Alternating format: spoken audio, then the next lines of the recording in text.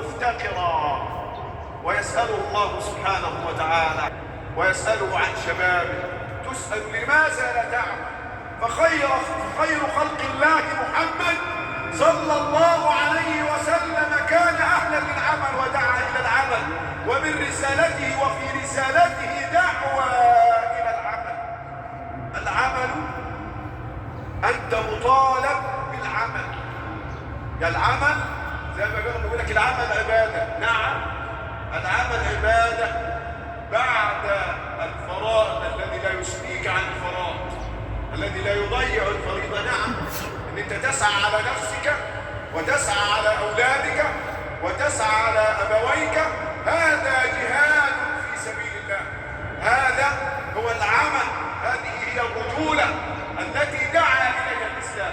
مر شاب على رسول الله صلى الله عليه وسلم وعلى صحابته وهم جلوس معه، فنظروا إليه ونظروا إلى قوته وجلده وقوته، فقال لو كان ذلك في سبيل الله. فقال صلى الله عليه وسلم لو كان خرج يسعى على نفسه ليعفها، أي ليعفها عن السؤال، فهو في سبيل الله. وإن كان يسعى على أولاده صغارا ليطعمهم فهو في سبيل الله.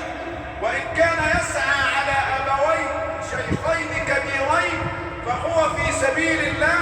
وإن كان خرج رياء وسمعة فهو في سبيل الشيطان.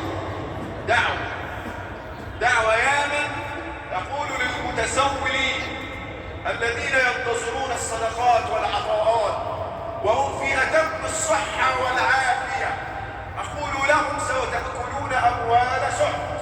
سيسألكم الله سبحانه وتعالى ويسألك أيها الشاب، كما قال حبيبنا صلى الله عليه وسلم لا تزول قدم عبد حتى يسأل منها عن شبابه فيما أبلاه. أنت عملت إيه بصحتك؟ أنت عملت إيه؟ والعمل دعوة. في تجارتك تدعو إلى الله، في مهنتك تدعو إلى الله، في زراعتك تدعو إلى الله.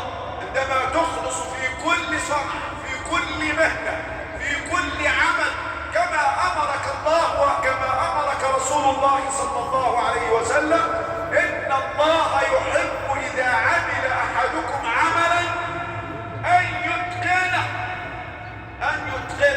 أنت أمرت أن تتقن العمل، مش أن تترك العمل. الدولة لا تعين، أنا ما خدتش الشهادة وقعدت في البيت، أنا مش هينفع أصل الأولى. يا أخي اسعى والله يعينك. الله سبحانه وتعالى يقول في سورة الملك هو الذي جعل لكم الأرض ذلولا مهدها رب العالمين لعباده. هو الذي جعل لكم الأرض ذلولا، مش تناموا، لا، قد فامشوا، ده هو السعي. فامشوا في مناكبها وكلوا من رزقه. إذا أردت أن تأكل من رزق الله وأن تنعم وأن تغنم فامشي في مناكب الأرض كما أمرك الله.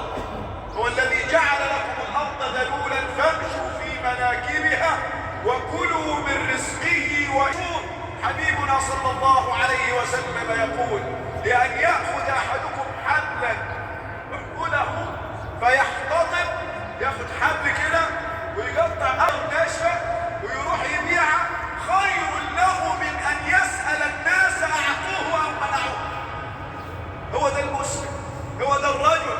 هؤلاء هم الرجال الذين قال عنهم القرآن الكريم قال من المؤمنين رجال صدقوا فيما عاهدوا الله عليه، فمنهم من قضى نحبه ومنهم من ينتظر. أقول قولي هذا وأستغفر الله العظيم لي ولكم.